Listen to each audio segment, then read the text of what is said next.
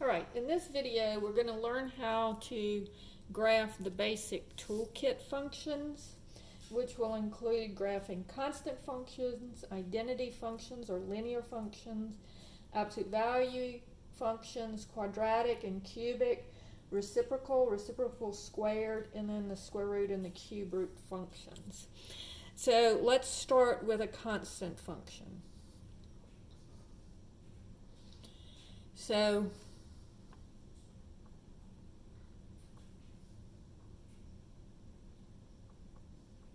when you're graphing a constant function, it looks like this. F of x is equal to some constant.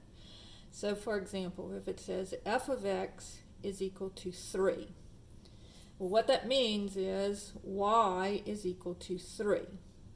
So I'm just going to do a t-chart here, and I'm going to have if x is 0, now remember, all it says is that y has to be 3. So x can be anything, but y has to be 3. So if x is 0, y would be 3. And if x is 1, y would be 3. And if x were 2, y would be 3. And so that function would look like this. So over 0 up 3, over 1 up 3, over 2 up 3. And so any constant function will look like this. Now, if I have,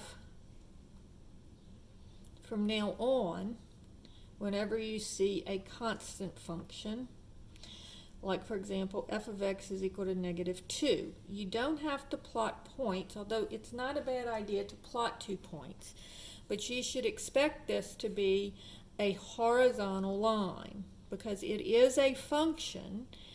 Because notice if you do the vertical line test, it checks out, it only hits at 1 point. But if you want, you can plot 2 points, but you should expect it to be a horizontal line. So if I let x equal 0, y would be -2. If I let x equal 1, y would be -2. So over 0 down 2, over 1 down 2. And it's a horizontal line. All right. Problem number 3. And this one is an identity function. And it is f of x is equal to x. So in other words, this is going to be a line. Anything to the first power will be a line. So if I let, so this says y equals x. So if x is 0, y would be 0, because y has to be the same thing as x. If x is 1, then y would be 1. If x were 2, then y would be 2. So 0, 0, 1, 1, 2, 2. So this is a line, and it's a 45-degree line, 45-degree angle here, for those of you who are familiar with that term. And notice it's called an identity function because the y is identical to x, okay? But anytime you see an x to the first power, you should expect it to look like a line. Problem 4. F of x is equal to x squared. All right.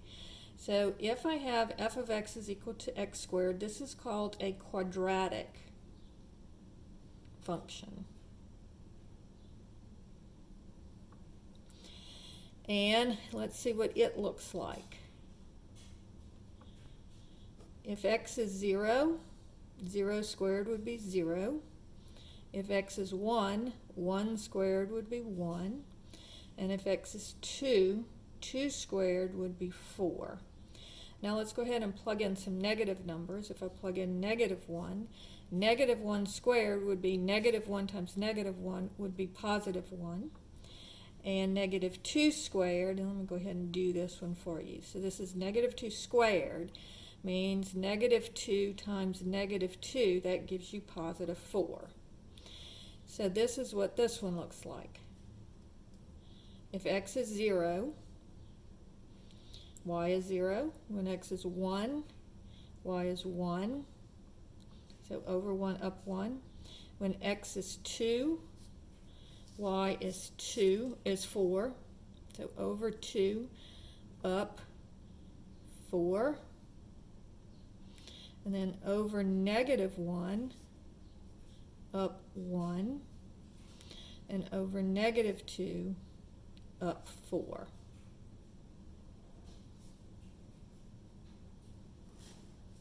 All right? This is called a parabola. Okay? And whenever you see a quadratic function, you should always expect for it to look like a parabola. So this is a quadratic function. If I have a cubic function,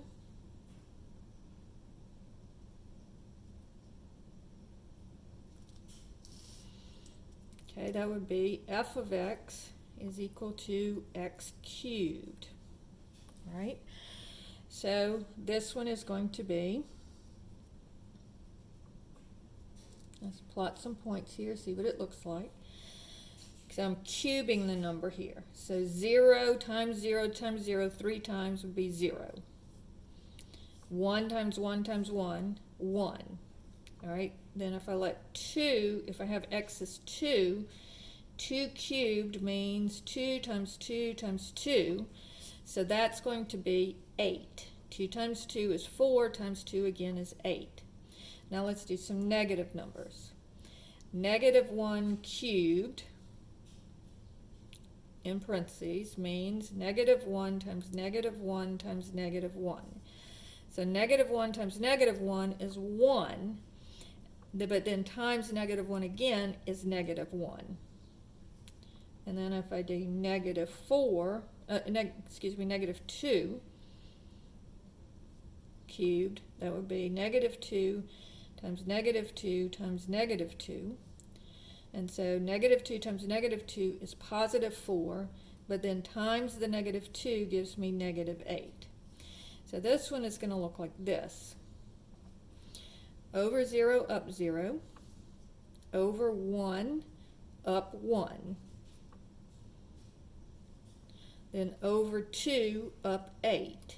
So 1, 2, 3, 4, 5, 6, 7, 8. And then over negative 1, down 1, and over negative 2, down 8. 1, 2, 3, 4, 5, 6, 7, 8. So it would be down here. So this one is going to be a cubic function. And I call this a snake because to me it looks like kind of a slithering along a snake. All right? So we have a constant function, a linear function, a quadratic function is a parabola, and then the cubic function is a snake. All right? If I have, since I have the square here, I'm going to go ahead and do a square root. So f of x is equal to the square root of x. And so here, I'll have if x is 0, the square root of 0 is 0. If I take the square root of 1, that would be 1. Now, I don't know the square root of 2 or the square root of 3. And remember, I can pick any number I want for x here. So let's go ahead and do one that we know the square root of. That would be 4. And the square root of 4 is 2. So this one's going to look like this.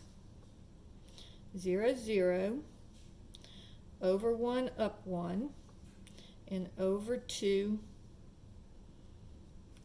over 4, up 2. Now notice I cannot put in any negative numbers, because if I put in like -1, then I would get an imaginary number. And imaginary numbers are not on this graph. I just have x's and y's, and they're just real numbers. And so this actually looks like, it kind of looks, see how it looks kind of similar to this, except for it's going sideways. And so it's half of a sideways parabola. Another way to remember this one is, you see how it kind of looks like, see how this kind of looks like its graph? So that's what that one looks like. All right, problem number 7. And here I've already done the x cubed, so I'll do the cube root function. So f of x is equal to the cube root of x. And again, remember, I can pick any numbers I want. So if x is 0, the cube root of 0 is 0. The cube root of 1 is 1. Now, I don't know the cube root of 2, 3, 4, 5, 6, or 7, but I do know that the cube root of 8 is 2. Also, notice that if I do negative numbers, you can take the cubed root of a negative number, because just like here, when I cubed 1, I got -1. So if I cube root 1, I get -1. And in a similar way, if I cube root -8, I get -2. So looking at what this graph looks like, over 0, up 0, over 1, up 1, over 8, up 2.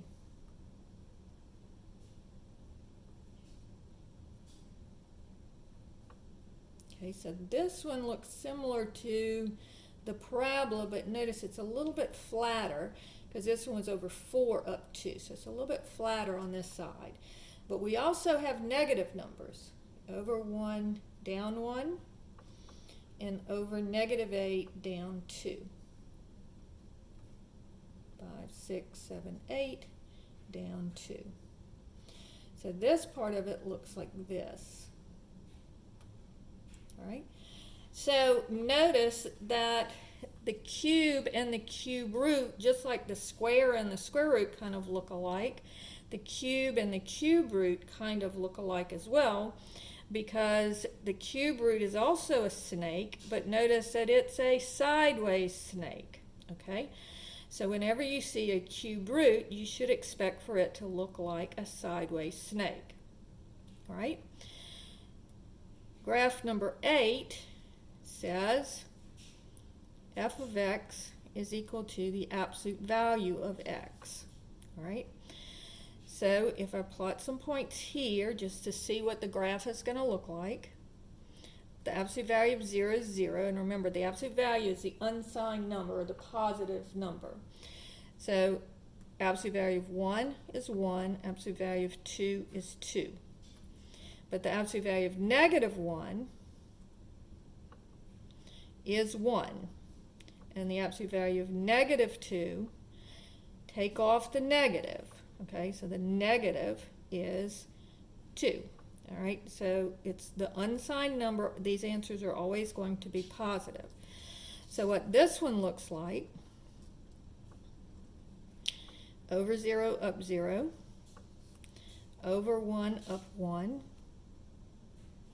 over 2, up 2.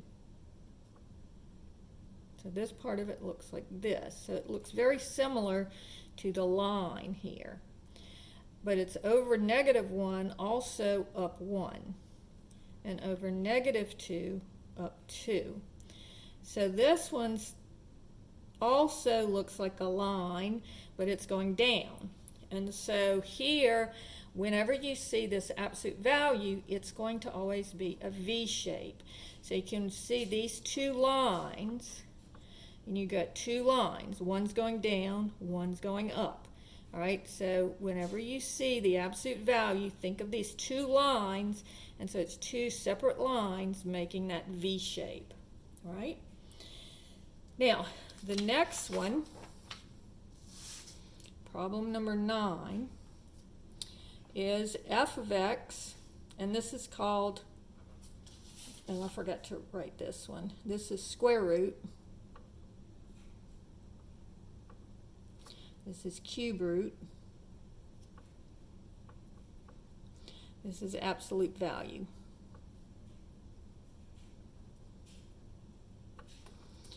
So now we're going to have the reciprocal functions. So the reciprocal function is f of x is equal to 1 over x. Now in this one, I'm going to plot a number of points. Now notice I cannot let x equal 0 because that would give me a 0 in the denominator and that would be undefined. So let's go ahead and let x equal 1. So 1 over 1 is 1. 1 over 2 is 1/2, and 1 over 3 is 1/3. So you can see that as your x's get bigger and bigger, so over 1 up 1, then over 2 down up 1/2, over 3 up 1/3. So notice how these are getting closer and closer to 0, but it never will touch 0. So the bigger my denominator, the smaller the fraction. Now let's go ahead and put in some fractions to find out what happens between 1 and 0. So if I plug in 1/2, this says 1 over 1/2. Now this is the reciprocal function, so basically what you're doing is you're taking the reciprocal, you're flipping it over, but let me explain it. So this means 1 divided by 1/2, and so that would be 1, remember it's keep, change, flip. So that would be 1 times 2 over 1. And so this becomes 2. So basically what you're doing here is you're just taking the reciprocal. So at 1/2 I would be up here at 2. And then at 1/3 I would be at 3. And the closer and closer I get to 0, the higher and higher this number, this y value is going to climb. Okay? So that's what this part of it looks like. Now, what's going to happen if I plug in negative numbers? So I'm just going to use these same numbers, but I'm going to plug in negative. So negative 1, 1 over negative 1 would be negative 1. And 1 over negative 2 would be negative 1/2. So when x is negative 2, y is negative 1/2. And negative 3 would be negative 1/3. So it just changes the signs on them. Negative 1/2, if I take the reciprocal of negative 1/2, I flip it over, it becomes negative 2. So when my x is negative 1/2, my y is negative 2. And then when my x is negative 1/3, my y is negative 3. And so that looks like this. All right? And I kind of missed one of my dots here, a little more like that. All right? So I call this one the boomerang because I can't think of a better name for it to be, but I call it the boomerang. It's not the official name of it, but whenever you see something that looks like this, it's the reciprocal function. It's a boomerang. Or whenever you see the reciprocal function, it's going to look like this, a boomerang. And notice that the normal boomerang is in the first and third quadrants. All right, so the first and third quadrants. And then my last function, my last basic function, is the reciprocal squared.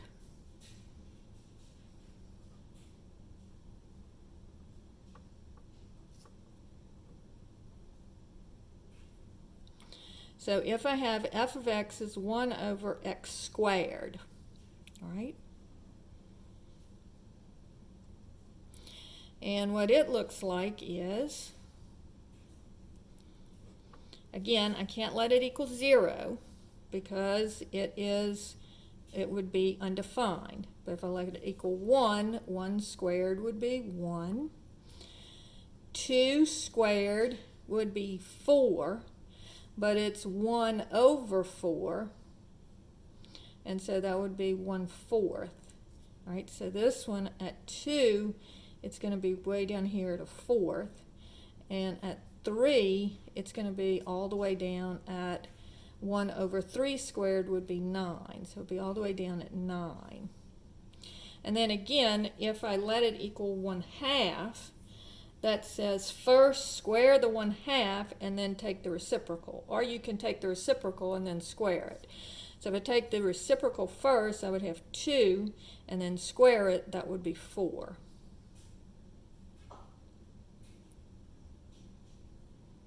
So at a half, it would be 4, and then at 1/3, it would be all the way up at 9.